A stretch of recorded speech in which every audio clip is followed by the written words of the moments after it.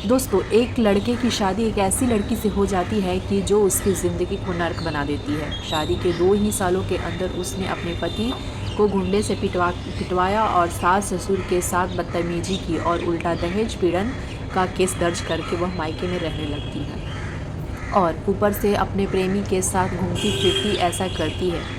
महिला सुरक्षा के लिए जितने भी कानून बनाए गए थे, उनका वो नाजायज़ फ़ायदा उठाकर अपने ससुराल वालों का जीना हराम कर देती है। दोस्तों, फ़िलहाल के केस की सुनवाई चल रही थी। पूरे 6 साल के बाद इस केस का अंतिम फ़ैसला आना था, जो कि एक महिला जज को सुनाना था। जो महिला मजिस्ट्रेट होती है, 30 और 32 साल की तेज़ तर्रार युवा महिला होती है, जो कि बड़े फ़ैसले और तुरंत फ़ैसले लेने के लिए जानी जाती है। और जब उसके सामने केस आता है तो पूरी कहानी को समझकर वो धीरे-धीरे उस महिला के पति के तरफ अपनी हमदर्दी दिखाने लगती है और धीरे-धीरे मामला कुछ आगे ही बढ़ जाता है। दोनों एक बहुत ही रोचक कहानी आइए सुनाते हैं और जानते हैं पूरी कहानी इस वीडियो में। लेकिन वीडियो को आगे बढ़ने से पहले आप लोग से एक रिक्वेस्ट है कि वीडियो को लाइक कर दीजिएगा और चैनल पे नए हैं तो प्लीज़ चैनल को सब्सक्राइब कर दीजिएगा ताकि मेरा हौसला बढ़ता रहे। और चलिए दोस्तों, यह कहानी उत्तर प्रदेश के गोरखपुर ज़िले की एक कोर्ट में दो लोग अपने अपने वकीलों के साथ खड़े थे और एक पति और एक पत्नी। पति पत्नी का नाम घनश्याम होता है और पत्नी का नाम पूजा होता है। अब दोस्त, उन लोगों का केस क्रिमिनल कोर्ट में चला जाता है और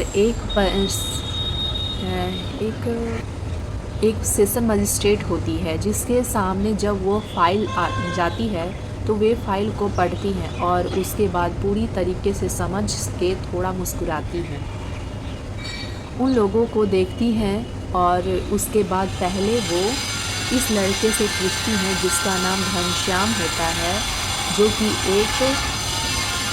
जो कि वो इंटर कॉलेज का टीचर होता है। दोस्तों, उससे पूछती है कि हाँ तो मास्टर साहब, आप बताइए कि आप इंसान है या क्या। तो घनश्याम कहता है कि मैडम, मैं तो इंसान ही हूँ।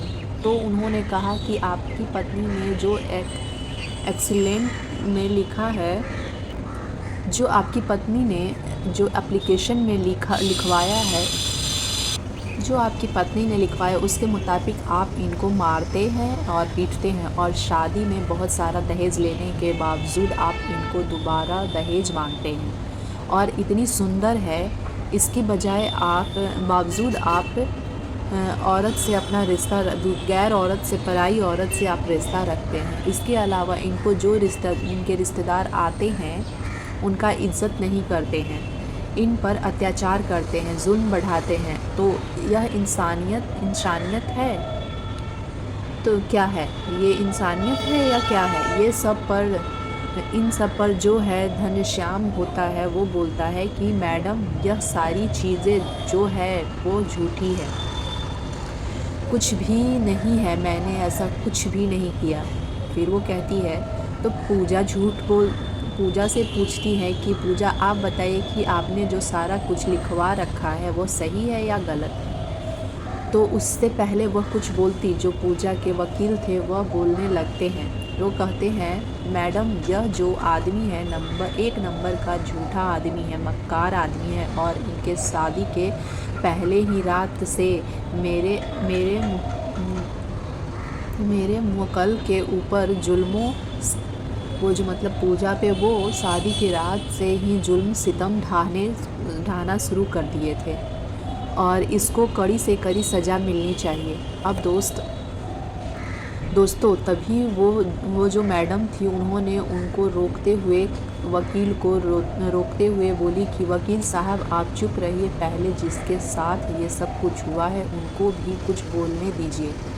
पूजा से पूछती है, पूजा आप बताइए कि क्या आपके पास आपके साथ जो भी कुछ आपने लिखवाया है वो सही है या गलत है। तो कहती है मैडम, सारी चीज़ें सही है। उन्होंने कहा ठीक है, आपको एक बार इन्होंने मारा पीटा और इतना पीटा कि आपका हाथ टूट गया है, तो आपका कौन सा हाथ टूटा था?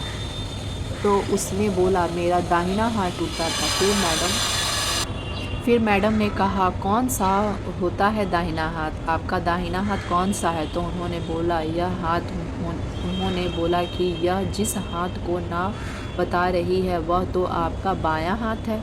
तो उन्होंने कहा नहीं मैडम, यह हाथ। अब दोस्तों वह कहती हैं कि जब आपका हाथ टूट गया और आप जो हैं ज़िंदगी भर उन इंसान को याद करता है कि ये मेरा यह हाथ टूटा है, एक सेकंड भी उन्हें नहीं लगता है यह बताने में।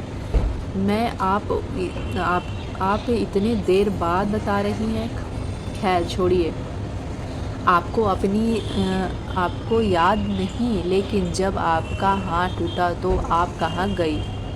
तो उन्होंने बोला कि मैं वहीं पर बैठ गई। तो मैडम ने कहा अरे किसी तो हॉस्पिटल गई होंगी तो उन्होंने कहा कि हाँ मैं गई थी, लेकिन मुझे हॉस्पिटल का नाम याद नहीं। उन्होंने कहा तुम पढ़ी लिखी हो, ग्रेजुएशन कर रखी हो और तुम्हें उन हॉस्पिटल में कई बार गई आना जाना पड़ा होगा, तो आपको याद नहीं है कि कौन से हॉस्पिटल गई थी? चलो कोई बात नहीं, आप किस साधन से गई थी यह तो याद होगा। उन्होंने बोला कि हाँ यह भी याद नहीं है। फिर उन्होंने बोला किसके साथ गई थी, कौन से समय पर गई थी? उन्होंने बोला कुछ भी याद नहीं है। उन्होंने बोला कोई बात नहीं। फिर उन्होंने घनश्याम से पूछा कि घनश्याम आप बताइए कि आपने भी लिखवा रखा है कि इनके परिवार वालों ने आपके साथ मारपीट की, आपका पैर तोड़ दिया, आपको भी कुछ याद है या नहीं? आप भी सब भूल गए हैं। घनश्याम ने बोला मैडम सब याद है, 9:30 बज रहे थे, मैं स्कूल जा रहा था और वहीं पर इनके पिताजी इनके भाई 3 लोगों के साथ आते हैं। रास्ते में मुझे घेर लिए और बातचीत करते हुए बाइक से खींचकर गिरा दिया।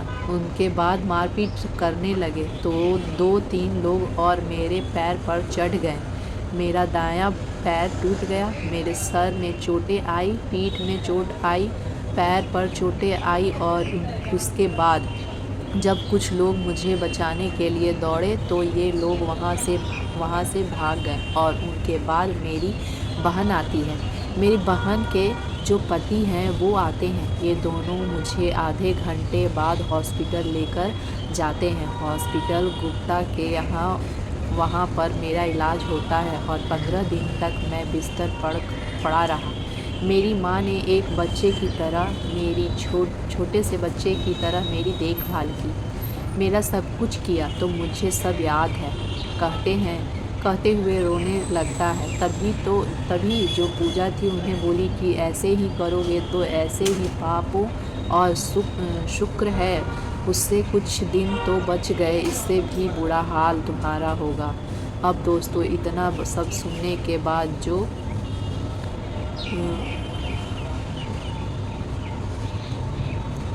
पूजा के वकील थे वो उन्हें रोकने की कोशिश करते हैं, कहते हैं चुप रहो, क्या बोल रही हो? तो जो जज थी वो कहती है कि वकील साहब आप उन्हें बोलने दीजिए, अगर आप लोग बीच में ना आए तो किसी भी केस का निपटारा बहुत ही आसानी से हो सकता है, इतना भी वक्त नहीं लगता है सच और झूठ को पहचानने में। फ़िलहाल वो चुप हो जाती है। उसके बाद वह पूछती है कि तुम लोगों के बीच में झगड़े की असली वजह क्या है, यह बताइए। वह पूजा से पूछती है तो पूजा कहती है कि यह मास्टर है, इसकी सैलरी 80,000 है, यह मुझे उसमें से पैसे नहीं देते हैं और उसके बाद मेरे जो रिश्तेदार आते हैं उन पर यह शक करते हैं, इनके जो रिश्तेदार आते हैं उन पर यह खर्च करते हैं और उसके बाद यह मुझे मारते पीटते हैं। यह मुझसे शादी कर लिए हैं तो सोचते मैं इनकी गुलाम बन कर रहूं, जबकि मेरी भी अपनी ज़िंदगी है। मैं 6 महीने मायके में रहूंगी और 6 महीने ससुराल में रहूंगी, मेरी मर्जी। उसके बाद वह वह घनश्याम से पूछती है कि घनश्याम तुम बताओ, आप बताओ कि क्या असल वजह है झगड़े की, क्योंकि इनके रिश्तेदारों की जो तुम इज़्ज़त नहीं करते हो। तो घनश्याम बोलता है कि मैं कौन से रिश्तेदार मैडम, जिसके जो भी रिश्तेदार आते हैं सारे लड़के ही होते हैं। किसी को कहती है मामा का लड़का है, किसी को कहती है मौसी का लड़का है, किसी को कहती है कि बुआ का लड़का है, किसी को बताती है बगल वाले भैया हैं, किसी को कहती है इनका मोबाइल का काम है। तो इस तरीके से 5-7 लोग इसके रिश्तेदार बनकर आते हैं। इसके बाद भी उसके साथ वह चली जाती है, कहती है मैं भैया के साथ जा रही हूँ घूमने। उसके बाद शाम को आती है और उन्हीं लोगों से बातें करती है। क्या मैं इतना भी नहीं समझता हूँ कि वो लोग कौन हैं आखिर। उसके बाद फिर यह जो है, मैं कुछ कहता हूँ तो मुझसे लड़ाई करती है, उन्हीं लोगों से धमकी दिलवाती है और उसके बाद यह कहती है कि तुम्हें, तुम्हारे परिवार को मैं गायब करवा दूँगी। मैडम मैं तो बहुत पीड़ित हूँ और जब से मुझे मारपीट कर गई है पिछले 6 सालों से मैं कोर्ट का चक्कर लगा रहा हूँ। लगाते लगाते थक गया हूँ। मैं अपनी नौकरी देखूँ या अपने माता पिता को देखूँ, या फिर मैं जो है कोर्ट के चक्कर काटता रहूं। मेरी सैलरी से तो यह गुजारा भर के पूरी रूप में ले लेती है और उससे अपना यह उड़ाती है, ऐश करती है, घूमती है फिरती है और इसको कोई टेंशन ही नहीं। मुझे जो है इससे छुटकारा दिलवा दीजिए, मुझे न्याय दिलवा दीजिए। अब दोस्तों इतना सब कहते हुए जो घनश्याम है वह लगभग रोने लगता है। वो कहता है कि किसकी धमकी से मैं इसकी धमकी से तंग आ गया। यह मुझे कई लोगों से धमकी दिलवाती है और मैं डर गया हूँ। मेरी माँ डर गई है, मेरे पिताजी डर गए हैं, हम लोग चैन से सो नहीं पाते हैं। तभी जो पूजा थी वह कहती है कि मुझे ज़िंदगी में चैन से नहीं सोने देगी और यह मेरे सैलरी के पैसे मांगती है। तभी दोस्तों पूजा कहती है कि आधा नहीं, तुम्हें पूरा देना पड़ेगा, मगर इन्हें दोगे तो फिर देखो मैं तुम्हारा क्या हाल करती हूँ। अब दोस्तों फिर जो श्याम होता है, घनश्याम है, वो बोलता है देखिए मैडम, आप लोगों के सामने मुझे धमकी दे रही हैं, बताइए मैं कैसे अपना गुजारा करूँ। अरे मैं तो इतना तंग आ गया हूँ कि मेरे माँ बाप नहीं होते तो मैं पता नहीं क्या कर लेता, लेकिन यही सोचता हूँ कि मेरे बाद उनको कौन देखेगा। फिर पूजा कहती है कि अपने माँ बाप को भी ले जाना अपने साथ। दोस्तों तभी जो उसके वकील थे उन्हें चुप करवाते हैं तो जो मैडम थी वो बोलती हैं वकील साहब आपकी तो मुजरिम जो है, आप तो कह रहे थे कि बड़ी मासूम है, बड़ी नासमझ है और सबके सामने धमकी दे रही है, इस पर क्या कहेंगे। तो आप अब दोस्तों चुप हो जाते हैं। फिर मैडम कहती हैं ठीक है, तुम अपने पति के साथ जाओगी या नहीं जाओगी, उनके साथ रहोगी कि नहीं रहोगी। तो यह कहती है कि मैं नहीं रहूँगी, नहीं जाऊँगी, मुझे जो है मेरे सारे पैसे चाहिए जो कि शादी में खर्च किए गए थे मेरे मम्मी पापा ने। और इस पर जो घनश्याम था बोलता है कि मैडम ये सारे सामान ले जा चुकी है, अपना बेड बिस्तर सब ले जा चुकी है, बर्तन एक चादर तक नहीं इसने नहीं छोड़ा और गहने वगैरह सब ले जा चुकी है। अब मैं इसको कौन से पैसे दूँ, कौन से इसके घर से जो यह लाई थी उसे लौटा दूँ। दहेज का जुर्माना दर्ज करवाती है, मेरा पैर तोड़ दिया तो अपने हाथ के टूटने का इतना इल्ज़ाम लगा दिया मेरे ऊपर, तो इस तरीके के मुझे परेशान करती है, मुझे इससे जो है न्याय दिलवा दीजिए। जो है उन्हें कहा ठीक है। अब सारा कुछ सुनने के बाद जो होता है, उन्होंने कहा कि ठीक है आप जो हैं इनको या तो कुछ लाख रुपए दे दीजिए, और क्योंकि इनकी नौकरी है, नहीं आगे इनको जीवन गुजारना है, और या फिर आप इनको ले जाइए अपने घर पर इज्जत से रखिए। यही जो है यही फ़ैसला है मेरा, अब दोस्तों इसके बाद जो है वो तो पूजा तो खुश हो जाती है, ऊपर से कहती है मुझे 10 नहीं 20 लाख चाहिए। और जो घनश्याम था वो कहता है मैडम मैं कहाँ से पैसे दूँ, और इतने भी पैसे नहीं बचते।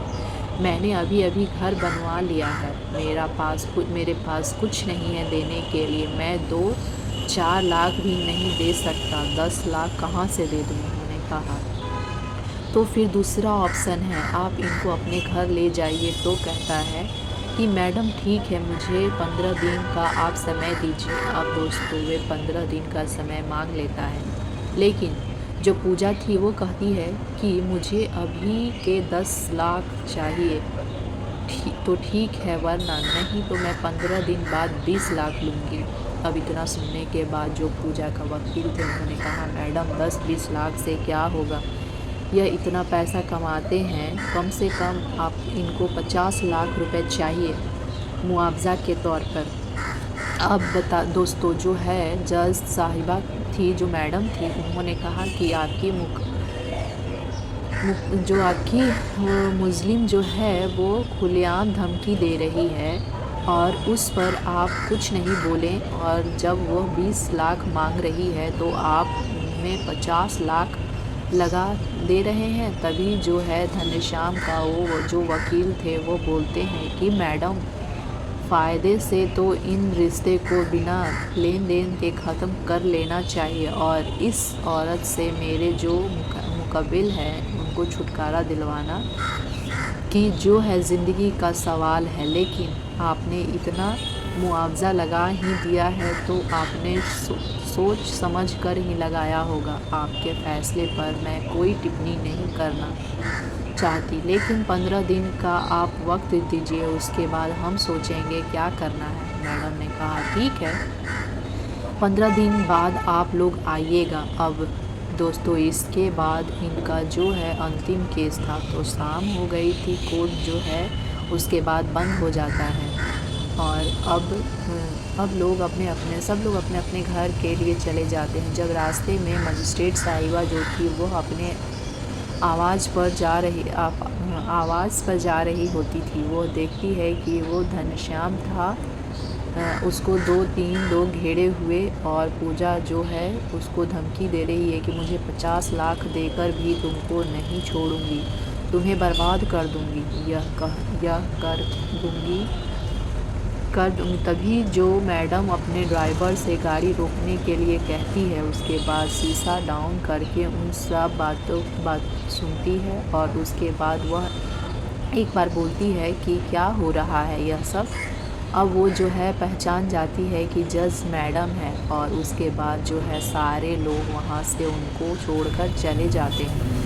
दोस्तों 15 दिन बाद फिर उनको आना था, लेकिन अगले संडे को एक हॉस्पिटल में जो है घनश्याम अपनी माँ का इलाज करवाने के लिए गया हुआ था, और वहीं पर जो मजिस्ट्रेट मैडम थी वह भी अपना इलाज करवाने के लिए गई हुई थी। उन्होंने जो है घनश्याम को देखा तो उन्होंने बोला, अपनी सहायिका थी जो उनके केस टेक केयर थी, उससे उसको बुलवाया।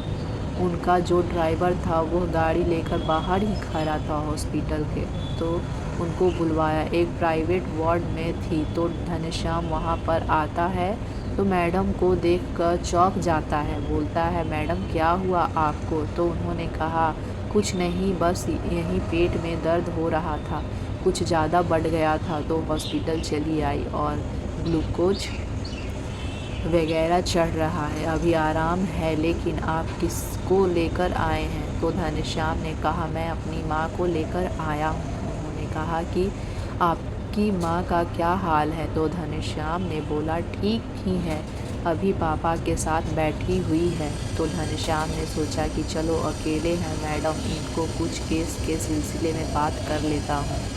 उन्होंने कहा कि मैडम जो पूजा है उसकी वजह से मेरे सारे सामाजिक स्तर हैं वह एकदम ग्रस्त होने में चले गए हैं। मैं कहीं यह समझी मुझे देखने लायक नहीं हूँ, उनकी वजह से बहुत बदनामी हुई है, और वाकई में उन्हें मेरा जीना हराम कर दिया है। मैंने जो भी कुछ कहा है वह सारी बातें सही है। तो उन्होंने कहा कि देखिए, मैं यहाँ पर आपके केस के सिलसिले में बात नहीं कर सकती हूँ, लेकिन कभी कभी ऐसा हो जाता है और गलत रिश्ते जुड़ जाते हैं।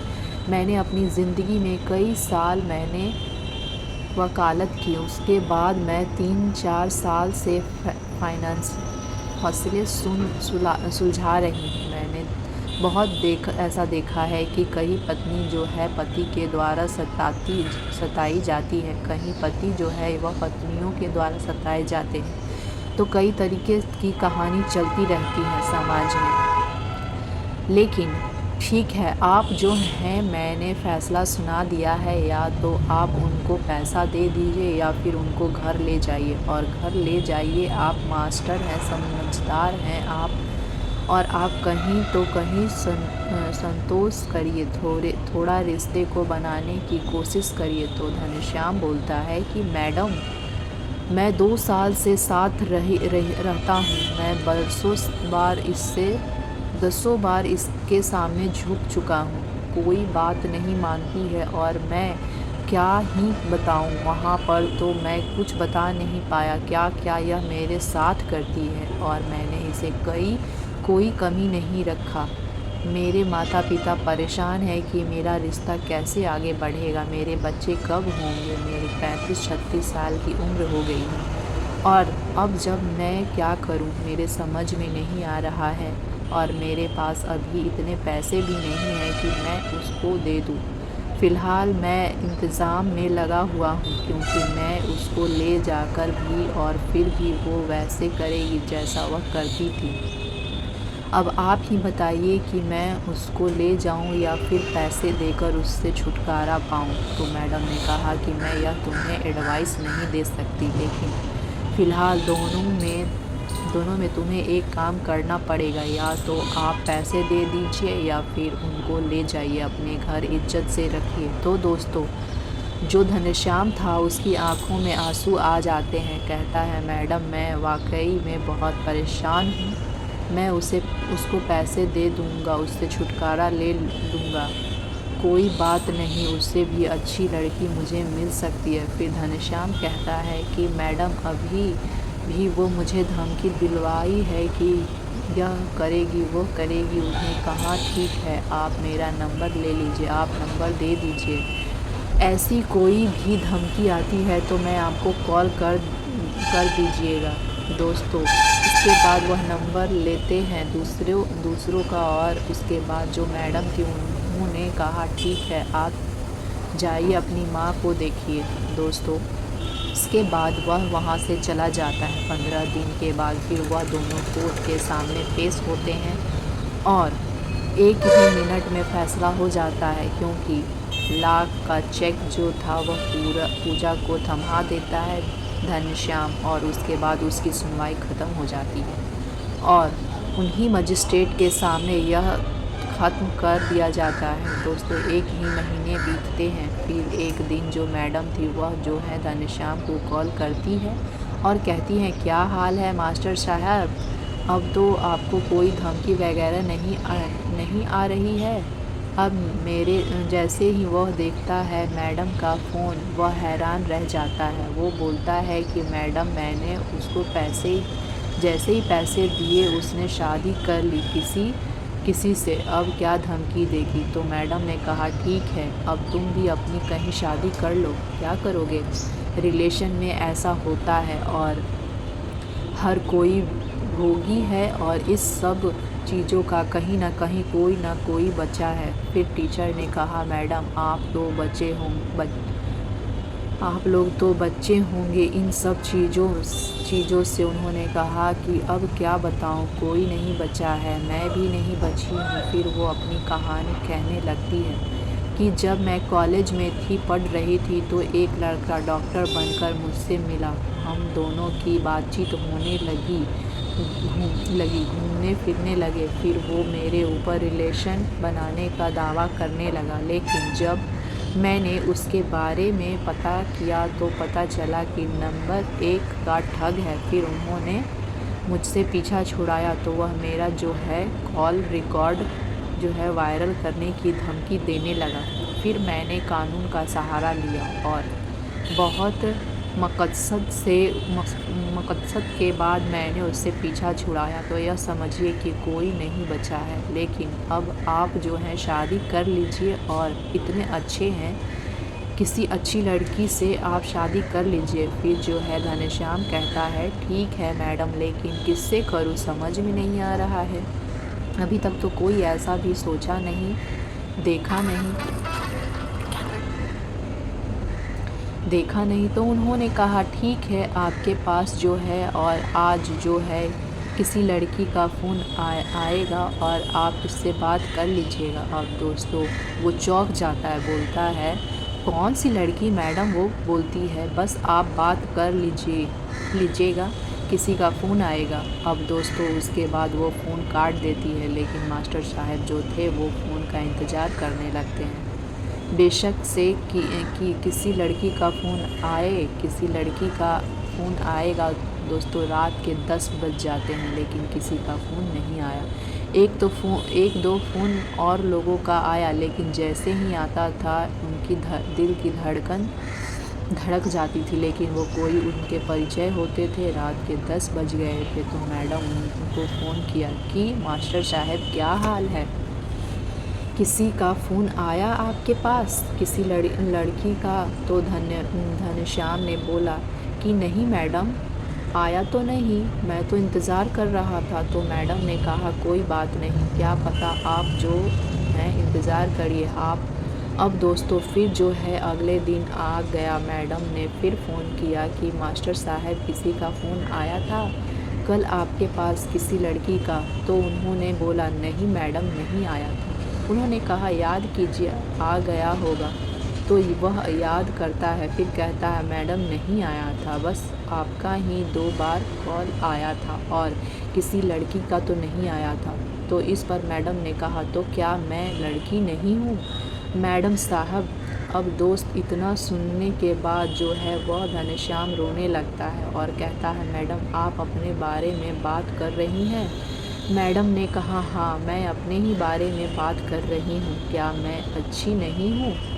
मास्टर ने कहा कि मैडम आपके लिए तो कोई शब्द ही नहीं है, लेकिन आप मजिस्ट्रेट हो और मैं एक मास्टर हूँ। उन्होंने कहा क्या हुआ, आप भी तो गुरु हैं, आपसे ही पढ़कर लोग यह सब बनते हैं। अब दोस्तों इसके बाद जो है मास्टर साहब के पास कोई शब्द नहीं था, लेकिन फ़िलहाल दोनों लोग एक दूसरे से मिलते हैं और फिर अपनी बातचीत करते हैं। दोनों में प्यार होता है और फिर आगे चलकर दोस्तों यह लोग शादी करते हैं। तो दोस्तों तो यह रही कहानी। आपको कैसी लगी प्लीज़ कमेंट में बताइएगा, और अच्छी लगी तो एक लाइक ज़रूर कर दीजिएगा और चैनल को सब्सक्राइब कीजिएगा। फिर मिलते हैं अगले वीडियो में, अभी के लिए इतना ही। धन्यवाद।